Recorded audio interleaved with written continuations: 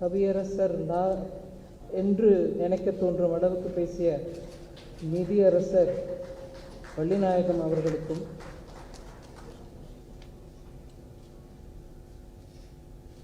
Mount road மகாவிஷ்ணுன்னு refer பண்ணாங்க. நான் அப்படி பண்ணாமல் இந்துவின் தலைவராக இன்று எடிட்டோரியல் சீஃப் எடிட்டோரியல் ஹெட்டாக இருக்கக்கூடிய Malini Parthasarathy, a friend with whom I have a lot of quarrels, so Malini Parthasarathy அவர்களுக்கும் இந்த கூட்டத்துக்கு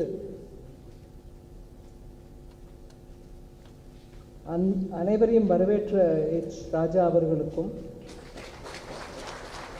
அவர் பேசும்போது வீரமொழியில் பேசுவார். ஒரு கவியரசர் பேசின போது அதற்கு முன்னாடி ஒரு வீரமொழியில் பேசக்கூடிய ராஜா அவர்கள் நமக்கு எப்போதுமே ஒரு இன்ஸ்பிரேஷனாக இருக்கக்கூடியவர், கொள்கையில் ரொம்ப கட்டுப்பாடோடு இருக்கக்கூடியவர். அதே மாதிரி இந்த மோதி at 20க்கு ஒரு குழுமம், அந்த குழுமத்தில் இருக்கக்கூடிய அனைத்து உறுப்பினர்களுக்கும் ப்ளஸ் இளைய தலைமுறையை பாஜகவில் ரெப்ரசன்ட் செய்யக்கூடிய சூர்யா அவர்களுக்கும், என் முன்னே அமர்ந்திருக்கக்கூடிய பெரியோர்களே, தாய்மார்களே, பாரதிய ஜனதா கட்சி தொண்டர்களே, இதர நண்பர்களே, கட்சி சார்பற்றவர்கள் நிறைய பேர் வந்திருக்கீங்க. உங்களுக்கும் உங்கள் எல்லாருக்கும் என்னோட பணிவார்ந்த வணக்கங்கள்.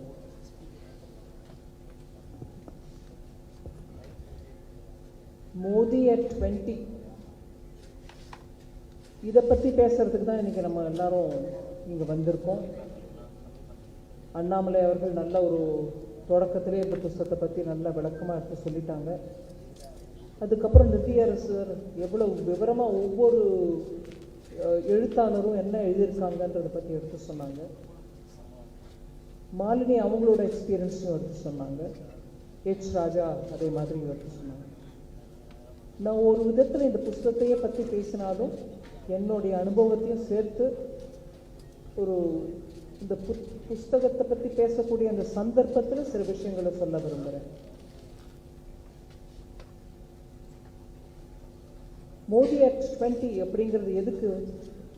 20 ஆண்டு காலமாக மக்களால் தேர்ந்தெடுக்கப்பட்டு முதலமைச்சராகவோ அதன் பின்னால் மக்களால் தேர்ந்தெடுக்கப்பட்டு பிரதமராக இன்று வரைக்கும் செயல்படுத்தி கொண்டிருக்கிறதுனால அது எல்லாத்தையும் சேர்த்து போட்டு 20 வருஷம்.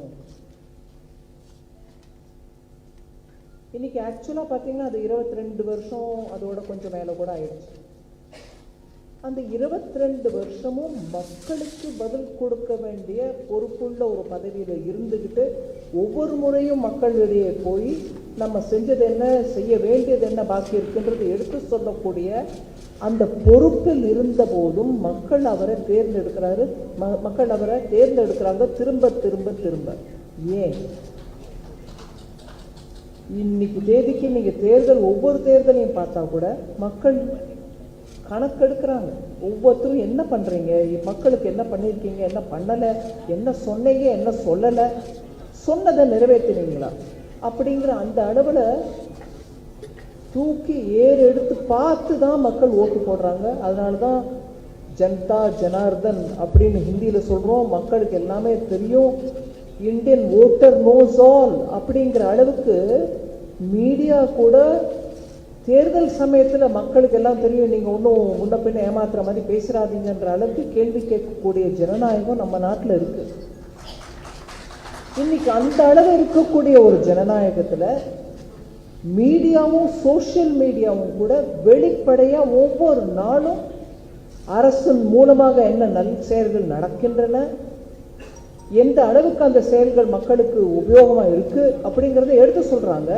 அதோடு இல்லாமல் சிட்டிசன் ஜேர்னலிஸ்ட் அப்படிங்கிற அந்த லெவலில் மக்களே அவங்க ஜேர்னலிஸ்ட்டை இல்லாட்டினாலும் ஒரு இடத்துல போய் இது பாருங்கள், இதுதான் அங்கே நல்ல ரோடு போட்டிருக்கோன்றாங்க, 2ஆம் நாளே மழையில் அது பேர்ந்து புழியும் குண்டுமா இருக்குது, இது மக்களுக்கு நல்லதான்னு கேட்குற அளவுக்கு இன்னைக்கு ஜனநாயகம் அவ்வளவு பவர்ஃபுல்லாக இருக்குது நம்ம நாட்டில்.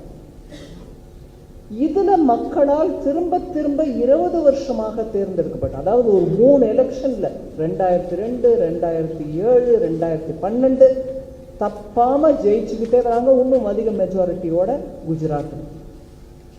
அதற்கப்புறம் 2014 நாடு முழுவதும் கேம்பெயின் பண்ணி மக்களுடைய ஒப்புதலை பெற்று சிங்கிள் லார்ஜஸ்ட் மெஜாரிட்டியை ஜெயிச்சு, அதுக்கப்புறம் 2019 திருப்பியும் ஜெயிச்சு வர்றதுன்னா ஒரு சாமானியப்பட்ட விஷயம் இல்லை. இது நான் முன்னாடி ஒரு உதாரணம் அவங்களுக்கு சொல்றேன். இந்த மாதிரி ஒரு சாமானியப்பட்ட விக்டரி இல்ல எலெக்ஷன்ல அப்படின்னு நான் எடுத்து சொல்றதுக்கு உதாரணத்தை சொல்றேன். இந்த புக்ல சில பேர் அதை பத்தி சொல்லியிருக்காங்க. ஆனால் நான் முன்னாடி சொன்ன மாதிரி இந்த புக்ல இருக்கிற விஷயமும் சொல்றேன், சிலது என்னுடைய அனுபவங்கள்ல இருந்து கடந்து சொல்றேன். மக்களோட ஒரு டைரக்ட் தொடர்பு வச்சிருக்கக்கூடிய தலைவர், மக்களுடைய எண்ணங்கள் என்ன இருக்குன்றது அவங்களோட பேசி தெரிஞ்சு கொள்ளக்கூடிய தலைவர். இதுல பாஷா அப்படிங்கிறது எனக்கு ஒரு விதமான தடங்களும் இல்லை. நீங்க உங்க தாய்மொழியில பேசினா கூட நான் கேட்டுக்கிட்டு அதை புரிஞ்சுக்கிறேன், யார் மூலமாவது டிரான்ஸ்லேட் பண்ணிக்கிறேன். எந்த ஒரு பகுதியும் நான் உற்ற மாட்டேங்கக்கூடிய தலைவர். அதனாலதான் ஒரு கவர்னன்ஸையே ஷேக்கப் பண்ணிருக்காங்க. அவரு அடிக்கடி பிரதமர் ஐயா சொல்லுவாங்க, நான் இன்னைக்கு பதவியை அனுபவிக்கிறதுக்கு இங்க வரல, ஆட்சியில இருக்கணும், அரசாட்சி பண்ணணும்ன்றதுக்கோசம் நான் வரல. ஹிந்தியில மூல் சூர் பரிவர்த்தன், அதாவது அடிப்படையை மாற்ற வேண்டும் என்ற எண்ணத்தோட தான் வந்திருக்கேன். அடிப்படையை எங்க மாத்தணும்? அடிப்படையா மாற்ற வேண்டிய நிலைமையா இருக்கா நம்ம நாடு? நான் தான் முதல்ல சொன்னேன், ஜனநாயகம் நல்லா இருக்கு, நல்ல உறுதியா இருக்கு, மக்கள் அதுக்கு கொடுக்குறாங்க, ஊக்குவிக்கிறாங்க, அவங்க கையில இன்னைக்கு போன் மூலமாவே தெரிவிக்கிறாங்க. இதெல்லாம் நான் முன்னாடியே சொல்லிட்டேன். ஆனாலும் அந்த அளவுக்கு கவர்னன்ஸை ஷேக்கப் பண்ண வேண்டிய தேவை இருக்கா? குஜராத்லயும் இருந்துச்சு, இங்கேயும் இருந்துச்சு, இருக்குது. அந்த மாதிரி ஃபண்டமெண்டல் ஷேக்கப் பண்ண வேண்டியதுதான் என்னுடைய நோக்கம். அதை நான் பண்ணி தீருவேன் அப்படிங்கிற எண்ணத்தோடு தான் முன்னாடி போயிட்டு இருக்காரு. ஏன் அந்த ஃபண்டமெண்டல் வேணும் நம்மளுக்கு? அந்த ஷேக்கப் எதுக்கு வேணும்? நான் சும்மா உதாரணத்துக்கு சொல்றேன். 2014 உலக அளவில் ஏதோ 2008-09 வந்த ஒரு சிறியனா அப்ப அது பெருசா இருந்துச்சு, ஒரு பெரிய பினான்சியல் கிரைசிஸ் வந்தது. அதனால உலகத்துல எடுக்கக்கூடிய டிசிஷன்ஸ், அமெரிக்கால அவங்க பேங்க்ல என்ன ரேட்டு போடுறாங்க இன்ட்ரெஸ்டுக்கு, அமெரிக்கால பணப்புழக்கத்தை பத்தி அவங்க என்ன நிர்ணயம் எடுக்கிறாங்க, அதெல்லாம் கூட நம்மளுக்கு இன்னைக்கு தாக்குதல், இன்னைக்கும் இல்லை அன்னைக்கும் எப்பொழுதுமே தாக்குதல் இருக்கும் குளோபல் எக்கானமி. அந்த மாதிரி தாக்குதல் ஏற்பட்ட போது கதி கலங்கி போயிட்டாங்க நம்ம நாட்டில். உங்க எல்லாருக்கும் தெரியும், அரசுல இருந்தவங்க சாமானியப்பட்டவங்க, டாக்டர், அதாவது PhD மூலமா எக்கனாமிக்ஸ்ல அதிகாரி, பெரிய பெரிய ஹார்வர்ட்ல படிச்சுட்டு வந்தவங்க எல்லாம் மினிஸ்டர்ஸா இருந்தவங்க தான் ஏளனம் பண்ணாங்க மோடி ஐயா. உங்களுக்கு என்ன தெரியும் எக்கானமியை பத்தி அப்படின்னு பேசினவங்க எல்லாம் அப்ப ஆட்சியில இருந்தாங்க. கதி கலங்கி போயிட்டாங்க. நம்ம நாட்டில் ஃப்ரஜைல் ஃபைல், அதாவது உலகத்தில் இருக்கக்கூடிய எக்கானமிஸ் எல்லாத்தையும் அளவறிஞ்சு பார்த்தோம்னா ரொம்ப நாசூக்கான நிலைமையில் இருக்கக்கூடிய, தத்தளிச்சு இருக்கக்கூடிய நிலைமையில் இருக்கக்கூடிய 5 நாடுகள் இருந்தா அதுல பாரத தேசமும் ஒண்ணு அப்படின்ற நிலைமைக்கு வந்துருச்சு நம்ம எக்கானமி. அது 2013-14 ஏன் வந்துச்சு நம்மளுக்கு புரியாதா? ஹார்வர்ட்ல படிச்சவங்க எல்லாம் இருந்தாங்களே. நான் அரசியல் பேசுறேன், தப்பா நினைச்சுக்காதீங்க. இந்த நாட்டுக்கு 1991 எக்கானமியை ஓபன் பண்றதுக்கான திட்டங்களும் நரசிம்மராவ் அவர்கள் தலைமையில போட்ட அதே மந்திரி தான் இன்னைக்கு பிரதமரா இருக்கார். நீங்க என்ன பேசுறீங்க என்ற அந்த அளவுக்கு கேள்வி கேட்ட அந்த காலத்துல எக்கானமி தத்தளிச்சு. நான் இன்னைக்கு சும்மா ஒரு கம்பேரிசனுக்கு சொல்றேன், அதோட 100 மடங்கு இன்னைக்கு உலக அளவுல ப்ராப்ளம், 100 மடங்கு ப்ராப்ளம். ஏன்? கரோனா பேண்டமிக் வந்துச்சு, எக்கானமி எல்லாம் நில தடுமாறி ஒரு ஆல்மோஸ்ட் ஹால்ட்டுக்கு வந்துருச்சு, நின்றுடுச்சு, வண்டி நின்றுடுச்சு, முன்னேறல. அந்த மாதிரி நிலைமை எல்லா நாட்டிலும் இருந்தா கூட நம்ம நாட்டிலையும் இருந்துச்சு. நம்ம ஒரேடியா லாக்டவுன் பண்ணிட்டோம், ஏன்னா அப்போ யாருக்கும் என்ன ஐடியா இல்லை. வேக்சின் இருக்கா நம்ம கையில? வேக்சின் இல்லை. மக்களை எப்படி காப்பாத்துறது? லாக்டவுன் பண்ணதுனால நம்ம எக்கானமியும் ஒரு நெகட்டிவ் growth லெவலுக்கு போயிடுச்சு. இருந்தாலும் உடனடியா அதற்கு தேவையான அளவு எல்லா சீஃப் மினிஸ்டர்ஸோடையும் கலந்து ஆலோசனை பண்ணி பேசி அவங்களோட நம்பிக்கையை கொடுத்து நம்ம எல்லா இடத்துல இருந்து எங்கே இருந்தாவது வரவழைப்போம். பிபிஇ கிட் கூட நம்ம கிட்ட இல்லை. இந்த டாக்டர்ஸ் போட்டுக்கிறதுக்கோ பேஷண்ட்ஸ் போட்டுக்கிறதுக்கோ கிட்டு கூட இல்லாத நிலைமையில அதையும் வரவழைச்சுக்கிட்டு முன்னின்று எல்லாருக்கும் தைரியத்தை கொடுத்து நான் வரவழைக்கிறேன், நீங்க கவலைப்படாம இருங்க அப்படின்னு மந்திரிகள் ஒவ்வொருத்தரும் ஒவ்வொரு மாநிலத்தோட பேசி உங்களுக்கு என்ன வேணும், எந்த நேரத்தில் எப்படி எப்படி அனுப்புறது அப்படிங்கிறதையும் பண்ணி ஏழைகளுக்கு உணவை இலவசமா கொடுத்து இந்த நாட்டை காப்பாற்றி வேக்சின்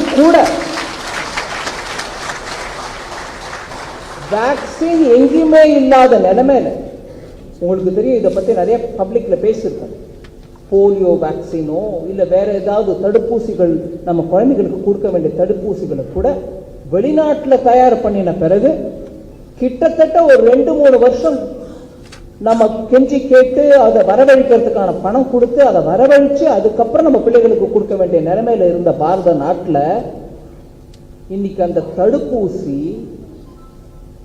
நல்ல முன்னேறின நாடுகளுக்கு இணையாக நம்ம நாட்டில் ஒரு தடுப்பூசி இல்லை, நம்மளே இங்க தயார் பண்ணி அதோட பேட்டன்ட்டையும் எடுத்த ஒண்ணு இருந்தா அங்கே இருந்து இன்னொரு பேட்டன்ட்டை வர வச்சு நம்மளா உற்பத்தி பண்ணக்கூடிய அந்த நிலைமைக்கு பிரதமரே டைரக்டா அந்த கம்பெனிகளுடன் பேசி அவங்களுக்கு ஆறுதல் அளித்து எவ்வளவு சப்போர்ட் கொடுக்கணுமோ கொடுத்து இன்னைக்கு 200 கோடி மக்களுக்கு ஆல்ரெடி கொடுத்துட்டோம். இதெல்லாம் எப்படி நடக்குது?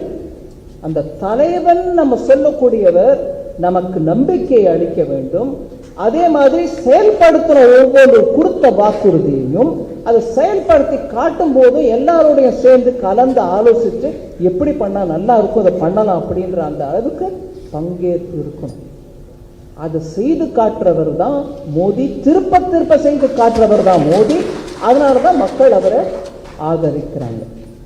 இதை ஃபண்டமெண்டல் சேஞ்ச் நான் எதுக்கு சொன்ன ஆரம்பிக்கும் போது 2013 அந்த ஒரு இன்சிடென்ட் பினான்சியல் கிரைசிஸ் ஆஃப் 2008க்கு தாங்கிக்க முடியாத அளவுக்கு ஃப்ரஜைல் பையாகி போய் இன்ஃப்ளேஷன் ஒரு பக்கம் ஓடுது, இன்னொரு பக்கம் இவங்க செலவு, இன்னொரு பக்கம் அணை கட்ட முடியாத அளவுக்கு கரப்ஷன் இத்தனையும் இருந்துச்சு. ஆனா இப்போ 8 வருஷம் மோடியோட ஆட்சியில நான் கேள்வி கேட்கிறேன், கரப்ஷன் எங்கேயாவது காதல ஊந்துச்சு அவங்களுக்கு? நல்ல ஆட்சி கொடுக்கறதோட இல்லாம நாட்டு மக்களுடைய பணம் எங்க போய் சேரணுமோ அங்க போய் சேரணுமே தவிர என்னோட சொந்த பையில போய் சேரக்கூடாதுன்ற அந்த எண்ணத்தோட நடத்துறாரு மோடி. அதனாலதான் போடுற திட்டத்துல நியாயமா ஆரம்பத்திலேருந்து கடைசி வரைக்கும் பங்கேற்று அழகா எடுத்து சொன்னாங்க. ஒவ்வொரு கிராமத்தையும் அது அந்த சாப்டர் நிருபேந்திர மிஸ்ரா அவர்களுடைய சாப்டர்ல இருந்து அண்ணாமலை அவர்கள் சொன்னாரு, அதுல விவரமா சொல்றது. மோடி ஐயா திட்டம் போடும்போது எப்படி போடுற ஒன்னு ஆரம்பிக்கிறாங்க, அது ஒரு அளவுக்கு சக்சஸ் ஆகணும், அந்த மாடலை நம்ம அந்த மாடியூல வளர்க்கணும். இந்த சக்சஸ்ஃபுல் மாடல் ஒரு வீடு கட்டுற மாதிரி தான், ஒரு செங்கல் மேல இன்னொரு செங்கல் வை, அழுத்தம் நல்லா பலமா போடு, அதுக்கப்புறம் ஒன்னா ஏற்றிட்டு போ, அப்ப வீடு முழுமையா கட்ட முடியும். ஒரு கிராமத்தின் வரைக்கும் முதல்ல எலக்ட்ரிசிட்டி எடுத்துட்டு போ, அதுக்கப்புறம் கிராமத்துல இந்த கிராமம் வரைக்கும் போயிடுச்சுன்னா பக்கத்தில் இருக்கக்கூடிய எல்லா கிராமத்தையும் கவர் பண்ணு, அந்த மாநிலத்தை கவர் பண்ணு, அதுக்கப்புறம் நாடு முழுவதும் ஒவ்வொரு மாநிலமா கவர் பண்ணு, எல்லா கிராமத்துக்கும் போய் சேர்ந்துருச்சா அடுத்த ஸ்டெப் எல்லா வீட்டுக்கும் எடுத்துட்டு போ. அந்த வீட்டில் இருக்கக்கூடிய ஒவ்வொருத்தருக்கும் கரண்ட் உபயோகம் பண்றதுக்கு சரியான பல்பை கொடு, அதனால மீட்டர் சார்ஜஸ் கம்மியா வரணும், நல்ல வெளிச்சமும் இருக்கணும். அப்படின்ற ஒவ்வொரு அம்சத்தையும் யோசிச்சு திட்டம் செயல்படுது. சோ கவர்னன்ஸ் ஷேக் அப் நம்ம சொல்லும் போது, நான் எலக்ட்ரிசிட்டி கொடுக்கறதுக்கு திட்டம் போட்டுட்டேன், இந்த 1000 கோடி கொடுத்துட்டோம், அது கோயில் கிராமத்துக்கு நான் மக்களிடையே ரெட் ஃபோர்ட்ல ஆகஸ்ட் 15 நின்றுட்டு பேச முடியும்னாலும் நான் கொடுத்துட்டு 1000 கோடி மக்களுக்கு கரண்ட் வந்துடும் அப்படின்னு சொல்றது இல்லைங்க. 2006-7 நீ நீங்க குஜராத்துக்கு போயிட்டு இருந்தீங்க, நான் போயிட்டு இருந்த கட்சி ஒரு தொண்டனா குஜராத்ல எனக்கு கொடுக்கப்பட்ட பொறுப்புக்கோசம் ஒவ்வொரு முறையும் போகும்போது கூட Gujarat electricity surplus state, 3 phase power ஒவ்வொரு கிராமத்திலையும் அவைலபிள். அதுக்கப்புறம் அந்த சர்ப்ளஸ் பவரை நாட்டுக்கு நான் கொடுக்கிறேன், எங்க தேவை போக மீதி உங்களுக்கு கொடுக்கிறேன், எங்களுக்கு கிரிட்ல கனெக்ஷன் கொடுங்கன்னு கேட்டா அப்ப மத்திய அரசுல இருந்த கட்சி, ஐயோ குஜராத் நல்லா எலக்ட்ரிசிட்டி ப்ரொடியூஸ் பண்ணுதா, இது எக்ஸஸ் ப்ரொடியூஸ் பண்ணுதா, அதை பக்கத்தில் இருக்கக்கூடிய ராஜஸ்தான் டெல்லிக்கு கொடுக்குறேங்கிறாங்களா, கிரிட்ல கனெக்ஷன் கொடுக்கணுமா, கொடுக்காத பேசாம விட்டுரு. இது நான் சொல்றது நிஜம். ஒரு ஸ்டேட் தன்னுடைய எஃபிஷியன்சினால நல்ல தரமான வேலை செய்து எலக்ட்ரிசிட்டி நான் நிறைய ப்ரொடியூஸ் பண்றேன், எடுத்துட்டு போங்க மீது ஸ்டேட்டுக்கு யூஸ் பண்ணிக்காங்கன்னா கூட தடுத்து நிறுத்தக்கூடிய அளவுல குறுகிய மனப்பான்மையோட செயல்பட்டாங்க மோடி ஐயா. குறுகிய மனப்பான்மையோட எப்பவும் செயல்படல. அதனாலதான் இன்னைக்கும் பாத்தீங்கன்னா இந்த நாடு முன்னேறணும்னா எல்லா மாநிலமும் நல்லா முன்னேறினாதான் முடியும் அப்படிங்கிற அந்த எண்ணத்தோட ஒவ்வொரு மாநிலத்துல கூட நல்ல முன்னேறின மாநிலமா இருந்தாலும் சில மாவட்டங்கள் பின்தங்கி இருக்கின்றன, அவற்றையும் கூட நம்ம எடுத்துட்டு போனோம், முன்னேற்றம் அங்கேயும் வரணும். அப்படிங்கிறதுனாலதான் 116 டிஸ்ட்ரிக்ட்ஸ், அதாவது இந்த நாட்டில் 116 மாவட்டங்கள் எங்க இருந்தாலும் எந்த கட்சி ஆளுமையில இருந்தாலும் அவங்களையும் சேர்த்து முன்னேற்றணும். ஏன்னா நல்ல முன்னேறி இருக்கக்கூடிய ஒரு மாநிலத்துல கூட ஒரு பின்தங்கிய மாவட்டம் ஏன் இருக்கு அப்படின்னு கேட்டு அவங்களை கூட அரவணைச்சு கூட்டிட்டு போகக்கூடிய அந்த ஆஸ்பிரேஷனல் டிஸ்ட்ரிக்ட் வேலையை தொடங்கினது மோடி ஐயா தான். அங்க பாரபட்சம் பார்க்கல அவரு, ஐயோ இங்க அந்த கட்சியா இல்ல இங்க இந்த கட்சியா நம்மளுக்கு தேவையில்ல விட்டுருங்க, நம்ம பிஜேபி கட்சிகளை பார்த்துக்கலாம் யோசிக்கல. குறுகிய மனப்பான்மையில் அவர் எப்போதும் செயல்படல. அதனால நீங்க பாத்தீங்கன்னா ஏன் அவருக்கு சக்சஸ் வருதுன்னா ஒவ்வொரு ஸ்டேஜ்லையும் யோசிச்சு மக்களுடைய பங்கேற்பு இருக்கணும், அவங்களுடைய ஒப்பீனியன் வரணும், இந்த திட்டத்தில் அவங்களும் உரிமையா இது நம்ம திட்டம்னு உரிமை கொள்ளணும், அப்பதான் அது முன்னேற முடியும். அப்படிங்கிற அளவுக்கு தான் அந்த ஜன்தனோட உபயோகம். நம்மளுக்கு ராஜா அண்ணன் பேசும்போது சொன்னார், எங்கேயோ ஒரு 4 கோடி 5 கோடி இருந்தது, இன்னைக்கு 42 கோடி மக்கள் வரைக்கும் போயிருக்கு, அக்கௌண்ட் ஒவ்வொருத்தருக்கும் ஓபன் பண்ணிருக்காங்க.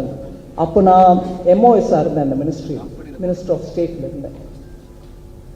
அந்த திட்டம் ஆரம்பிக்கும் போது ஏளனம் செஞ்சாங்க, அக்கௌண்ட்ல 0 பேலன்ஸ் இருக்குங்க, இவங்களுக்கு போய் அக்கௌண்ட் ஓபன் பண்றீங்க, பேங்க் எங்க இருந்து செலவு பண்ணும், இந்த அக்கௌண்ட் மெயின்டைன் பண்றதுக்கு அவங்களுக்கு செலவாகுமே தவிர அந்த அக்கௌண்ட்ல இருந்து பணம் ஒன்றும் கிடைக்காது பேங்க்குக்கு, ஏன் ஓபன் பண்றீங்கன்னு கூட கேட்டாங்க.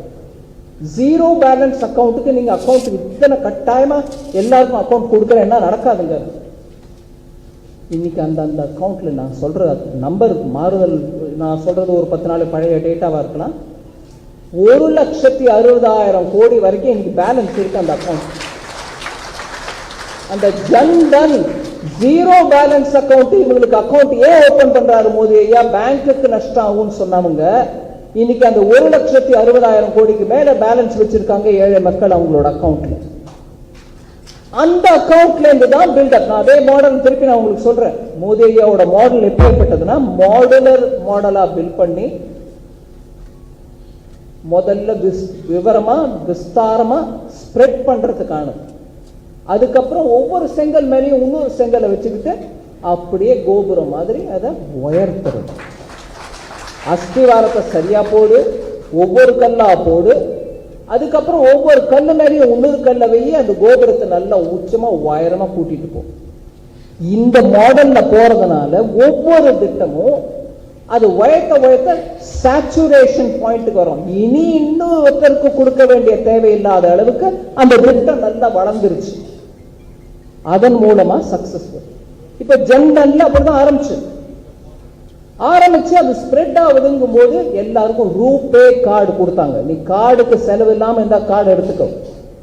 ஒருவேளை ஏடிஎம்ல போய் பணம் எடுக்கணும்னா உன் பணம், நீ உன் அக்கௌண்ட்ல 100 ரூபாய் வச்சிருக்கியோ, 500 ரூபாய் வச்சிருக்கியோ, 5 லட்சம் வச்சிருக்கியோ, நீயும் ஒரே இந்த குடிமகன் தான், பணக்காரனும் இந்த நாட்டுக்கு ஒரு குடிமகன் தான், நம்ம 2 பேர் கையில. மோடி ஐயா நான் சொல்லி கேட்டிருக்கேன் காதால், இவங்க பாக்கெட்ல இருந்து ஆமெக்ஸ் கார்டு, விசா கார்டு எடுக்கிற மாதிரி என் ஏழை சகோதரன் கூட அவன் பாக்கெட்ல இருந்து ஒரு கார்டு எடுக்கணும். அவனும் தைரியமா ஏடிஎம்ல போய் எடுக்கிற 10 ரூபாயோ 20 ரூபாயோ எடுக்கணும். ஆனா அவனும் எடுக்கணும். கார்டு கொடுங்க அவங்களுக்கு என்ன. ஆனா இன்னைக்கு டெக்னாலஜி மூலமா அந்த ரூபே கார்டை விட இன்னும் முந்தி போயாச்சு நம்ம நாட்டில். QR கோடு அவங்க கிட்ட இருக்கிற சின்ன போன் மூலமாவே QR கோடை வச்சுக்கிட்டு அவங்க வியாபாரம் பண்றாங்க. கார்டு கூட தேவையில்லை அவங்களுக்கு. இந்த டிஜிட்டைசேஷனை பத்தி கூட நான் விவரமா பேச எத்தனையோ இருக்கு சொல்றதுக்கு. பேச்சுக்கு சொல்றேன். இந்த ஏளனம் பண்றவங்க என்னென்னைக்கும் பண்ணிக்கிட்டே இருப்பாங்க. ஏளனம் அவங்களால செயல்படுத்த முடியாது. ஆனா செயல்படுத்தக்கூடிய மோடி போன்ற தலைவர்களை ஏளனம் செய்து கொண்டே இருப்பாங்க. இந்த டிஜிட்டைசேஷனை பத்தி கூட உங்களுக்கே தெரியும். நான் பேர் எடுக்க விரும்பல. தமிழ்நாட்டை சேர்ந்த ஒரு பெரிய தலைவர், அதுவும் நல்ல நிதியை பத்தி தெரிஞ்சவர். என்னங்க கிராமத்தில் you think people will be able to use it? Is there going to be electricity in the village? Do you think common people can use this?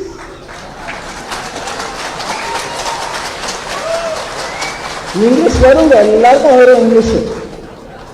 English எல்லாருக்கும் வரும். நீங்க இங்கிலீஷ்ல சொன்னதுனால மாத்திரம் அது நடக்காம போகலையே, நடந்துருச்சுங்க. கிராமமா எலக்ட்ரிசிட்டி இருக்குது. கிராமமா இன்னைக்கு ஆப்டிக்கல் ஃபைபர் போய் சேர்ந்திருக்குது. கிராமமா மக்கள் அவங்களோட சின்ன சின்ன வியாபாரிங்க கூடங்க QR கோடு வச்சிருக்கா. அப்படி நீ 1/2 கிலோ வெண்டைக்காய் வாங்குறிய வாங்கிக்க, அந்த QR கோட்ல பணத்தை போடுங்க. ஏளனம் பண்றது ஈஸிங்க. கிராமத்தில் இருக்கக்கூடிய மக்கள் முன்னேறணும்ன்றதுக்கு என்னெல்லாம் திட்டம் போடணும், அவங்களுக்கு எத்தனை வகை உதவி பண்ணணும், அந்த QR போனா அது ஓமொழியில் நான் கொடுக்குறேன், தமிழ்ல கொடுக்குறேன், தெலுங்குல கொடுக்குறேன், கன்னடத்துல கொடுக்குறேன், எடுத்துக்க அப்படின்னு ஒவ்வொரு முறையும் அதை முன்னேற்றத்துக்கு, அதை இன்னும் வளர்க்கறதுக்கு, அது இன்னும் திறம்பட செயல்படுறதுக்கு திட்டம் வகுத்துக்கிட்டே இருக்கக்கூடிய ஃபர்டைல் பிரெயின் அது. அதனால நம்ம ஒரு இடத்துல உட்கார்ந்துட்டு ஏளனம் பண்றது ஈஸியே தவிர செயல்படுத்தி காமிச்சுட்டாரு. இப்ப என்ன சொல்றீங்க? அததான் அந்த புக்ல இருக்கக்கூடிய ஒவ்வொரு எழுத்தாளரும் பேசுறாங்க. அந்த புக்ல இருக்கக்கூடிய ஆசிரியர்களை பாருங்க. இளைஞர்கள் இருக்காங்க, ஸ்போர்ட்ஸ்ல இருக்கிறவங்க இருக்காங்க, டாக்டர்கள் இருக்காங்க, டெக்னாலஜி எக்ஸ்பர்ட்ஸ் இருக்காங்க. 30-40 வருஷமா அரசியல்வாதிகளையும் பார்த்த அதிகாரிகள் இருக்காங்க. ஒவ்வொருத்தரும் எடுத்து சொல்றது என்ன? நாட்டுக்காக, நாட்டு மக்களுக்காக, ஏழைக்காக யோசிச்சு யோசிச்சு யோசிச்சு திறம்பட இன்னும் நல்லா பண்ணணும்ன்ற அந்த ஒரு உத்வேகத்தோட பண்ணக்கூடிய தலைவர் இவர் அப்படிங்கிறாங்க. அவங்க பாஷையில அவங்க விதத்துல சொல்றாங்க. அதனாலதான் நான் சொல்றேன், இந்த கரோனா டைம்ல, இந்த பேண்டமிக் டைம்ல எந்த அளவுக்கு மக்களுக்கு உபயோகம் செய்யணும், எந்த மக்களுக்கு எப்படி செய்யணும், எந்த அளவுக்கு செய்ய முடியும் நம்மளால அந்த அளவுக்கு செய்யணும். கண்டபடிக்கு நம்மளுக்கு அட்வைஸ் கொடுத்துட்டு இருந்தாங்க. எல்லார் கையிலும் இதை கொடுங்க, எல்லார் கையிலும் அது கொடுங்க. நீங்க கொடுக்கல, அதனால நம்ம நாடு சீரழிய போகுது. நல்வாக்கு சொல்றதுக்கு குறைச்ச மக்கள் தான் இருக்காங்க. எப்ப பாரு நம்ம கெட்டு போயிடுவோம்னு சொல்றதுக்கே நிறைய பேர் இருக்காங்க. இப்ப கூட பாருங்க, எனக்கு நம்ம நாட்டை சுத்தி இருக்கக்கூடிய எல்லா விதமான நாடுகளும் நல்லா இருக்கணும், நம்மளோட நெய்பர்ஹுட் நல்லா இருக்கணும்ன்ற எண்ணம் தான் எல்லாருக்கும் இருக்கும். நம்மளும் இன்னொரு ஒரு ஸ்ரீலங்கா மாதிரி ஆயிட போறோம். யாருக்கு நல்வாழ்க்கை சொல்றீங்க? நம்ம இலங்கையில் இருக்கக்கூடியவங்க எல்லாரும் நல்லா இருக்கணும், நம்மளும் உதவி பண்ணணும், நம்ம பண்ணிட்டு தான் இருக்கோம். அவங்களுக்கும் உதவி பண்ணுங்க, நம்ம நாடும் நல்லா இருக்கணுங்க, நல்லா பார்த்துக்காங்கன்னு சொல்றது போய் இலங்கை மாதிரி நீங்களும் ஆயிடுவீங்க. போதியோட அண்டர்ஸ்டாண்டிங் ஆஃப் எக்கனாமிக்ஸ் என்ன விரும்புறியா நீ அப்படி ஆகணும்னு? அதனால இதே எண்ணத்தோட நாட்டை பத்தி சிந்திக்காம, ஒரு தலைவனை எனக்கு பிடிக்கலன்றதுனால நான் கண்ட வரைக்கும் என்ன வேணா பேசுவேன். ஐயா, நீங்க 2013 சாதிச்சு காமிச்சிருக்கலாமே. இப்ப இருக்கக்கூடிய அந்த சேலஞ்சஸ் கம்பேர் பண்ணா அப்ப இருந்த சேலஞ்ச் ஒண்ணு இல்லைங்க. கரோனா, 2வது வேவு, 3வது ஓமிக்ரான் வேவு, அதுக்கப்புறம் நல்லா கொஞ்சம் வெளியில வரும்ன்ற போது ரஷ்யா உக்ரைன் வாரு, ஒண்ணு மாத்தி சேலஞ்ச் வந்துகிட்டே இருக்கு. ஆனா மக்களுக்கு அதோடைய கஷ்டம் வரக்கூடாதுன்றதுக்கு எத்தனையோ முயற்சி எடுத்துட்டு இருக்காரு மோடி ஐயான்றது உங்களுக்கு திட்டவட்டமா தெரியும். சரி, இன்ஃபிளேஷன் 7 வரைக்கும் போயிடுச்சு, என்ன பண்ணிட்டு இருக்கீங்க ஐயா? 12 13 இருந்துச்சு உங்க காலத்துல. ஃபுட் இன்ஃபிளேஷன் 12-13% இருந்துச்சுங்களே உங்க காலத்துல. அப்ப இருந்துச்சு இத்தனை Omicron, second wave, third wave, Russia, Ukraine இருந்துச்சா? ஒண்ணும் இல்லைங்களே. இருந்தாலும் உங்களால செய்யப்பட முடியல. ஏன் பண்ண முடியும்? மக்களோட கஷ்டத்தை, ஏழ்மையை அனுபவிச்சவர் மோடி. அதனால ஏழையின் கஷ்டத்தை அனுபவிச்சவங்க உணர்ற அளவுக்கு அவரும் உணர்றாரு. அதனால எப்படி பண்ணணும், என்ன பண்ணணும், உடனடியே பண்ணுங்க அப்படின்னு சொல்லக்கூடாது. ஒரு ஒரு ஒரு உதாரணத்துக்கு சொல்றேன். Fundamental change. 30 வருஷத்துக்கு முன்னாடி நம்ம கிராமத்தில் நம்ம எப்படி இருந்தோம் அப்படின்னு எத்தனை விளக்கமா எடுத்து சொன்னா கூட, இன்னைக்கு தேதி எப்படி ஆயிட்டோம்னு எடுத்து சொன்னா கூட, அனுபவ ரீதியை பார்க்கறது வேற. கவர்மெண்ட் ஆஃப் இந்தியாவில் இருக்கக்கூடிய உயர் அதிகாரிகள், செக்ரட்டரி லெவலுக்கு வந்த அதிகாரிகள், அதாவது 32 வருஷம் மினிமம் சர்வீஸ் போட்ட அதிகாரிகளை அவங்க ஃபர்ஸ்ட் போஸ்டிங் எங்க இருந்தாங்களோ அங்க போங்க. ஃபர்ஸ்ட் போஸ்டிங்னா அவங்க ஐஏஎஸ்ஓ அண்ணாமலை அவர்கள் ஐபிஎஸ் இருந்தவர், அவருக்கும் தெரியும். ஃபர்ஸ்ட் போஸ்டிங் நீங்க 24 வருஷம் 25 வருஷம் 26வது வயசுலயோ நீங்க கிராமத்துல போஸ்டிங்ல இருந்த போது அந்த கிராம நிலைமை எப்படி இருந்துச்சு, இப்ப அந்த நிலைமை எப்படி இருக்குன்னு போய் பார்த்துட்டு வாங்கன்னு சொல்லி அவங்க ஃபர்ஸ்ட் அவங்க போஸ்டிங் எங்க இருந்துச்சோ அங்க போக சொன்னார். போய் அங்க ஒரு 3 நாள்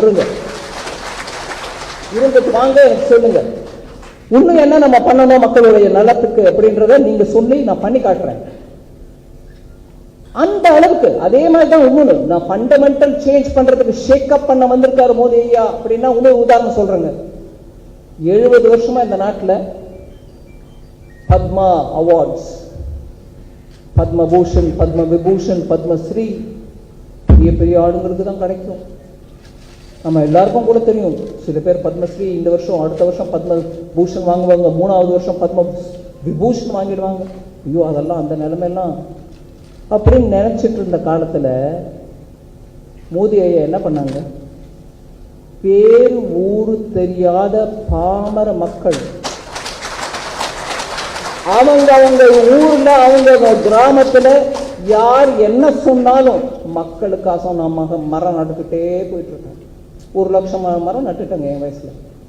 அப்படிங்கிற ஒரு அம்மா கிராமத்துக்கு ரோடு இல்லாம தன்னுடைய பெண்டாட்டி கர்ப்பவதி ஹாஸ்பிட்டலுக்கு போயிட்டு ரொம்ப கஷ்டப்பட்டு அந்த கஷ்டத்தை பார்த்தவரு கிராமத்துக்கு ரோடு கொடுங்க ரோடு கொடுங்க ரோடு கொடுங்கன்னு கேட்டு ரோடு வராதவங்க, அட போய நீங்க ரோடு கொடுப்பீங்களோ இல்லையோ, நானே என் மலையை கொத்தி அந்த ரோடை சரி பண்ணி ஒரு கச்சா ரோடு போட்டு ஹாஸ்பிட்டல் வரைக்கும் நானே எடுத்துட்டு போயிட்டேன்.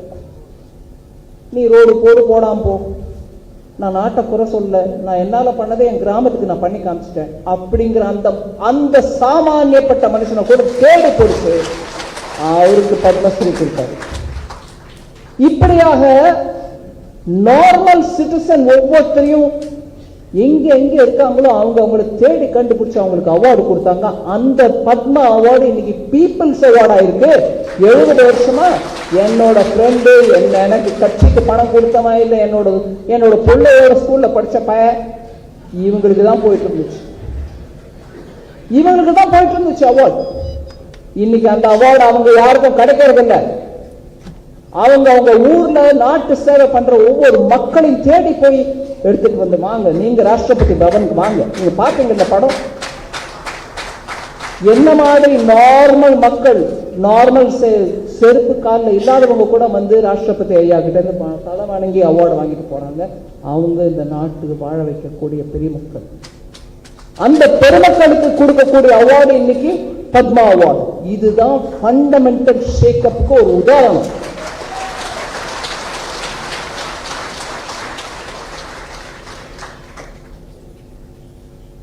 அதே மாதிரி இந்த ஒரு உதாரணம் வந்து திருப்பி சொன்னாங்க, மாலினி பார்த்தசாரதி அவர்கள் பேசும்போது சொன்னாங்க, பகீரத பிரயத்தனம் செய்தார் அமிஷ் திரிபாதி சொன்னார். அவர் செய்யற ஒவ்வொரு முயற்சியும் பகீரத பிரயத்தனம் தான். உதாரணத்துக்கு நீங்க குஜராத்ல ஒரு சீஃப் மினிஸ்டர் இருந்த போது நான் கிராமத்துக்கு போய் பார்த்திருக்கேன். குஜராத் வறண்ட பிரதேசம், நதிகள் இல்லை. பெரும்பாலும் நம்ம சிவகாசி அந்த ஏரியாவில் போய் பார்த்தீங்கன்னா எப்படி இருக்கும், அந்த அளவுக்கு வறட்சி இருக்கக்கூடிய ஏரியா. அதோட அந்த டிராபிக் ஆஃப் கேன்சருக்கு மேல இருக்கு, வெயில் கொளுத்த வருஷம் முழுக்க. அந்த ஊர்ல சபர்மதி நதி எடுத்துட்டு போய் இன்னைக்கு கட்ச் வரைக்கும், அதாவது கட்சுங்கிறது உப்பங்கழி, அங்க வரைக்கும் போயிருக்குது. அது ஒரு விதம். ஆனா ஒவ்வொரு கிராமத்திலையும் நீங்க போர்வெல் போட்டு போட்டு போட்டு தண்ணி டேபிள் வாங்க, வாட்டர் டேபிள் வாங்க, மண்ணுக்கு அடியில எவ்வளவு கீழே போயிடுச்சு தண்ணின்னு பார்த்தா நீங்க இன்னும் 1000 ஃபீட் போட்டா கூட தண்ணி கிடைக்காது உங்களுக்கு, அந்த நிலைமையில போயிடுச்சு. அதுல ஒவ்வொரு கிராமமா போய் மக்களை கெஞ்சி கேட்டு, நான் ஒரு திட்டம் போடுறேன், நீங்க கொஞ்சம் நீங்க பொறுத்துக்கங்க, கஷ்டமா இருக்கலாம், ஆனா கிராமத்துல இருக்கக்கூடிய வாட்டர் டேபிள் மேல வரணும் அப்படின்னு செஞ்சதுனால இன்னைக்கு குஜராத்ல மழை வரலன்னா கூட ஒரு சீசன் நிம்மதி அவங்க போட முடியும். அந்த கிரவுண்ட் வாட்டர் சேஞ்ச் கொண்டு வரதுக்கு மக்களோட உட்காந்து அவங்களை கேட்டாரு. நான் ஒன்றும் அதை சம்பாதிக்க போறதில்லை, எனக்கு ஒன்றும் வரப்போறது, ஆனா உங்க கிராமத்துக்கு நல்லுங்க, நீங்க இப்படி பண்ணுங்கன்னு மக்களோட உட்காந்து. அதே தான் இன்னைக்கு கர் கர் பானி, கர் கர் நல் சே ஜல். என்னது, ஒவ்வொரு வீட்டுக்கும் குழா தண்ணி கொடுக்குற. நம்ம இந்த திட்டத்தை நாட்டில் கேள்விப்பட்டிருக்கோம். எப்படியோ ஒவ்வொரு வீட்டுக்கும் கிராமத்துக்கும் பைப் வரும், தண்ணி வராது. அந்த நிலைமை மாறி இன்னைக்கு பைப் லடாக்ல வீடு வீடுக்கா போயிருக்கு, வீட்டுல தண்ணி வருது, பைப்ல சோசியல் மீடியால போடுறாங்க அவங்களே. லடாக்ங்கிறது உயரத்தில் இருக்கக்கூடிய ஒரு டெசர்ட், ஹை ஆல்டிடியூட் டெசர்ட், அங்க கூட நீ தண்ணீர் போயிருக்கு. அதாவது இதெல்லாம் இந்த உதாரணத்துல இருந்து நான் சொல்ல வர்றது என்னன்னா, திட்டம் போடுறதுக்கு முன்னாடியே மக்களுடன் கலந்து ஆலோசனை செய்யறது, திட்டம் போட்ட பிறகு அதை செயல்படுத்துறதுல ஒவ்வொரு நாளும் அதை பத்தி யோசிக்கிறது, பீரியாடிக்கா ரிவ்யூ பண்றது. ஏங்க இன்னொன்னு அவர்கிட்ட இருக்கக்கூடிய ஒரு வண்டர்ஃபுல் குவாலிட்டி, நான் திட்டம் போட்டேன், நான் செயல்படுத்திட்டேன், யாரு நீ என்கிட்ட பேசுறது இல்லாம சொல்றாரு. யார் வேணாலும் அதை போய் ஸ்டடி பண்ணிட்டு எனக்கு சொல்லுங்க ரிப்போர்ட். ஐஏஎம்மா, இந்தியன் இன்ஸ்டிடியூட் ஆஃப் சயின்ஸா, இல்ல டாடா இன்ஸ்டிடியூட் ஆஃப் ஃபண்டமெண்டல்ஸ் ரிசர்ச்சா, யார் போறீங்களோ போங்க, திட்டத்தை நல்லா ஆராய்ச்சி பார்த்துட்டு எனக்கு ரிப்போர்ட் கொடுங்க. தயங்காம கிரிட்டிசிசம் இருந்தாலும் நான் ஏத்துக்கிறேன், எனக்கு கொடுங்க. அதனாலதான் இன்னைக்கு நீங்க பாக்குறீங்க, கோவிட் ஆனாலும், ரஷ்யா உக்ரைன் வார் ஆனாலும், எக்கானமி இன்னைக்கு பல நாடுகள் முன்னேற்றம் அடைஞ்ச பல நாடுகள் ரிசெஷன்ல போயிட்டு இருக்கு. ரிசெஷன்னா என்ன, ஒரு குவார்டர்ல நெகட்டிவ் growth, அடுத்த குவார்டர்ல நெகட்டிவ் growthனா that country is declared as a country in recession. பின்தங்குது 2 குவார்டரா பின்தங்கிட்டே இருக்கு, முன்னேற்றத்துக்கு வழி இல்லாம இருக்கிற நாடு ரெசெஷன்ல இருக்கீங்க நீங்க. ஹிந்தியில மந்தி அப்படின்வாங்க. அந்த அளவு முன்னேற்றம் அடைஞ்ச நாடுகள் கூட இன்னைக்கு அந்த ரெசிஷன் பாதையில போயிட்டு இருக்காங்களே தவிர நான் சொல்லலைங்க, மோடி ஐயா சொல்லிங்க. மூடிஸ் அப்படின்னு ஒரு ஏஜென்சி சொல்றாங்க, ரெசிஷன்ல இறங்கக்கூடிய அளவுக்கு ரிஸ்க்ல இருக்கக்கூடிய நாடுகளோட பட்டியலை போடுறாங்க. இது 80% இந்த நாடு ரெசிஷன்ல போகுது, இது 70% ரெசிஷன்ல போகுது, இந்த நாடு எப்படி போகுது. அந்த லிஸ்ட்ல 0% சான்ஸ்ல இருக்குது இந்தியா.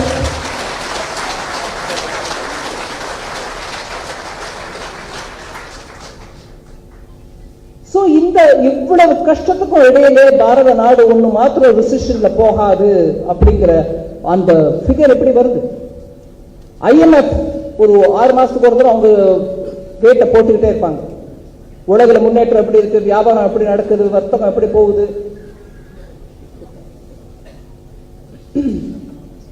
உலக அளவுல growth எப்படி இருக்க போகுது, பின்தங்குமா முன்னேறுமா, இதை 6 மாசத்துக்கு ஒரு தான் அவங்க சொல்லிட்டே இருப்பாங்க. அதனால அந்த நம்பர் மாறிட்டே இருக்கும். இந்த நாடு இவ்வளவு growth அடையும், இந்த நாடு இவ்வளவு growth அடையும்ன்றதுல மாறுதல் வந்துட்டே இருக்கும். உலக growth எப்படி இருக்கும்னு சொல்லும் போது IMF சொல்றாங்க, நாங்க முன்னாடி சொன்ன அந்த நம்பரை மாத்திரம், உலக growth ஸ்லோ அடையுது, எல்லா நாடுகளும் ஸ்லோ அடைறாங்க. நாங்க முன்னாடி 5% growth தான் இருக்கும்னு சொல்லிருந்தா இன்னைக்கு 3% கூட இருக்காது போல இருக்குது. அதனால சான்ஸ் எல்லா நாட்டிலையும் growth குறையும் அப்படின்னு அவங்க சொல்லிட்டு இருக்கும்போது நம்மளுக்கு 8.2 இருக்கும் அப்படின்னு சொன்னவங்க இப்ப நம்மளோட குறைஞ்சு 7.2க்கு எடுத்துட்டு வந்தா கூட உலகத்திலேயே ஃபாஸ்டஸ்ட் growing எக்கானமி இந்தியா தான்ங்கறாங்க. இந்த வருஷம் மாத்திரம் இல்ல அடுத்த வருஷமும் அப்படின்னு கூட சொல்றாங்க. இதுல எந்த ஒரு நாடும் அந்த நிலையில இல்லைங்கிறதையும் எடுத்து சொல்றேன். அதனால ஒவ்வொரு விஷயத்திலையும் நீங்க பாருங்க, எக்கானமியா இருக்கட்டும், மக்களுக்கு போய் சேர வேண்டிய ஒவ்வொரு சர்வீஸும் மக்களுக்கு போகுதா இல்லையான்னு பார்க்கணும்னா பாருங்க. இப்படியாக நீங்க ஸ்டடியே பண்ணுங்க, ஸ்டடி பண்ணி எனக்கு சொல்லுங்க நாங்க சரியா பண்றோமா இல்லையான்னு ஆத்ம விசுவாசத்தோட கேட்கக்கூடிய அந்த தலைவர்ங்கிறவர் மோடி. என்ன கிரிட்டிசைஸ் பண்ணாதே அவர் என்னைக்கும் சொல்லல, விஷயத்தை எடுத்து சொல்லுங்க, அதுல குறை நிறைய இருந்தா நான் சரி பண்ணி காட்டுறேன். அந்த தைரியம் ஏன் வருது? தனக்கென்று ஒன்றும் இல்லாம நாட்டுக்கோசம் தான் பண்றேன்ற அளவுக்கு அவர் பண்றாருன்றதுனால தான் அந்த தைரியம் வருது. நீங்க சொல்லுங்க, நான் கேட்கிறேன், அதுக்கு பதிலும் கொடுக்குறேங்க. அது ஒளிச்சு மறைக்கிறதுக்கு உங்க ஒண்ணுமே இல்லை விஷயம்.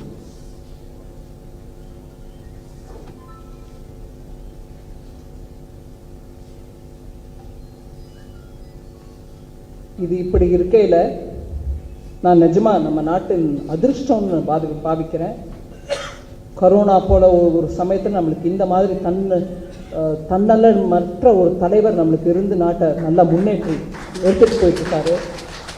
பாரத நாடு சுதந்திரம் அடைந்து 100வது வருஷம் 2047 எப்படி இருக்கணும், அப்ப இந்த நாட்டில் என்னென்ன ஃபெசிலிட்டிஸ் இருக்கணும், ஒவ்வொரு இளைஞனும் அவன் கற்பனையில என்னெல்லாம் நினைச்சிட்டு இருக்கானா, இந்த நாட்டில் எப்படிலாம் வளரணும், நம்ம நாடு கூட ஒவ்வொரு முன்னேற்றம் அடைஞ்ச நாடு மாதிரி இருக்கணும் அப்படின்னு எதிர்பார்க்கையில அவங்களுக்கு என்னெல்லாம் நம்ம செய்து காட்டணும் அப்படிங்கிற அந்த அளவுக்கு ஒரு விஷனரி லீடர் அடுத்த 25 வருஷத்துக்கு என்ன செய்யணும்ன்றதையே திட்டம் போட்டு அதை செயல்படுத்துறதுக்கான முயற்சி ஆல்ரெடி முதலாயிருச்சு, ஆரம்பிச்சாச்சு.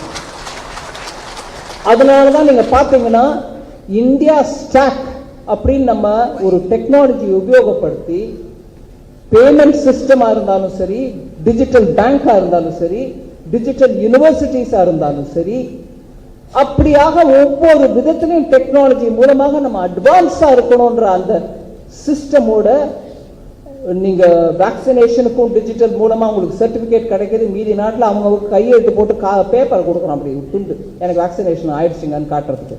நம்ம அப்படி இல்லை, நம்ம போன்ல காட்டுறோம், பாருங்க எங்களோடது.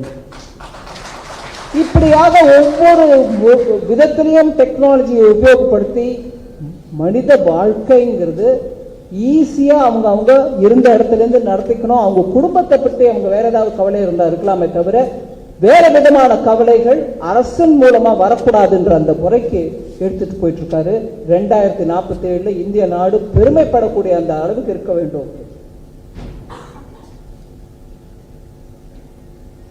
லாஸ்டா ஒரு வார்த்தை ஆத்ம நிர்பர் பாரத் பத்தி சொல்ல விரும்புறேன். இங்க உட்கார்ந்துட்டு இருக்கும்போது எம்ஜிஆர் அவர்களுடைய போட்டோ இருக்குது, அந்த பக்கம் பார்த்தீங்கன்னா முன்னாள் முதலமைச்சர் ஜெயலலிதா அவர்களோட போட்டோ இருக்கு. தமிழ்நாட்டில் சினிமா பாடல்கள், எனக்கு சடனாக என்னோட சின்ன வயசு பாட்டு ஒன்று ஞாபகம் வந்துச்சு.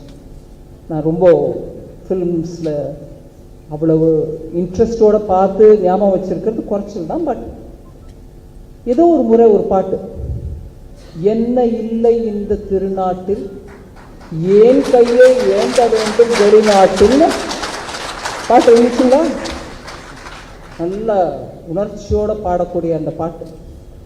என்ன இல்லை இந்த திருநாட்டில் ஏன் கையை ஏந்த வேண்டும் வெளிநாட்டில், அதுதாங்க ஆத்ம நிர்பர் பாரத்தோட மெயின் பிலாசபி. தமிழ்ல அந்த பாட்டை கேட்டிருக்கோமே, 40-50 வருஷத்துக்கு முன்னாடி வந்து கேட்டிருக்கோமே. அந்த பிலாசபியை வச்சுக்கிட்டு இந்த நாட்டை நம்மளுடைய சொத்து நம்மளுடைய சக்தியில நம்ம நாட்டை நல்லா வளர்க்கணும்ன்ற அந்த திட்டத்துல இந்த நாட்டை முன்னேற்றத்துக்கு முயற்சிகள் எத்தனை நடந்தது நான் கேள்வி கேட்கிறேன். அதை தான் நடத்தி காட்டுறார் இன்னைக்கு பிரதமர் மோடி ஐயா. சில சமயம் தமிழ்நாட்டில் பிரச்சாரத்தின் போது நம்ம தம்பிகள் நிறைய பேர் சொல்லுவாங்க, கர்ம வீரர் காமராஜர் கண்ட கனவு இன்னைக்கு செயல்படுத்துறார் மோடி ஐயா. அதே மாதிரிதான் எம்ஜிஆர் அவர்கள் பாடின பாடல்கள்ல இருந்து வர லைன் ஒன்னும் கூட செயல்படுத்துறாரு மோடி ஐயா தான். ஆனா தமிழ்நாட்டில இருந்து இன்னைக்கு வரைக்கும் மத்திய அரசுல பங்கேற்றுக் கொண்ட ஒவ்வொரு கட்சியும் எத்தனை ஆட்சியில் இருந்தாலும் அந்த மாதிரி யோஜனையோட முன்னேற்றம் அடையல, அந்த செயல்படுத்தலைங்கிறத நான் தைரியமா எடுத்து சொல்லுவேன். அதனால இந்த புக்ல பலதரப்பட்ட ஆசிரியர்கள் மூலமா மோடி ஐயாவை தூரத்திலேருந்தோ பக்கத்திலேருந்தோ பார்த்தவங்க நிறைய விவரமா எடுத்து சொல்லிருக்காங்க, எளிமையான பாஷையில் எடுத்து சொல்லிருக்காங்க. அதை இன்னைக்கு எனக்கு அண்ணாமலை அவர்கள் தமிழாக்கத்துக்கான முயற்சியும் நடந்துட்டு இருக்குன்னு சொல்றாரு. சீக்கிரத்தில் இந்த புக்கு தமிழ்லையும் உங்களுக்கு கிடைக்கும். தயவு செஞ்சு அதை படிங்க. நீங்க பிஜேபி சப்போர்ட்டரோ இல்லையோ படிங்க. ஏன்னா இந்த நாட்டுக்கு பேர்பட்ட ஒரு தலைவன் கிடைச்சு இந்த மாதிரி ஒரு சங்கடமா இருக்கக்கூடிய நிலையில கூட நாட்டை ஒரு நிமிஷம் கூட கவலைக்கிடப்பட வேண்டிய நிலைமை இல்லாம நடத்திட்டு போயிட்டு இருக்கக்கூடிய ஒரு தலைவனை பற்றி தெரிஞ்சுக்க வேண்டிய கடமை நம்ம எல்லாருக்கும் இருக்குன்னு சொல்லி இந்த வாய்ப்பு அளிச்சதுக்கு ரொம்ப நன்றி. ஜெய்ஹிந்த்.